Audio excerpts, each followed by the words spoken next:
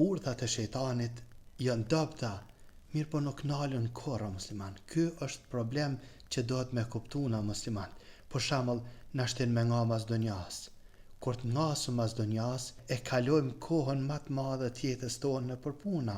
Atje lodhemi vetë të nga mas dunjas, po edhe na lodhen tjertë, të lodh padrejtësia atje, të lodhen fjalë të këqija. Kur të vjen të shtëpia, nuk je met ma me lexu. Atëre e këshyr telefonin. Kur të këshysh telefonin, sprov, delaj të thanë diçka. Hajde të këshyr dikush të fol për fe, edhe anena dikush del që flet diçka që nuk u duf me thanë. S'ka pas nevojë me thanë. Nuk është ashtu heq. Lere s'po foli për dunjas. Edhe këto të feja shkon, Allah na rujt, edhe në xhami shkon, kur të shkosh, sprov. Ai e bani diçka që s'dohet me bë.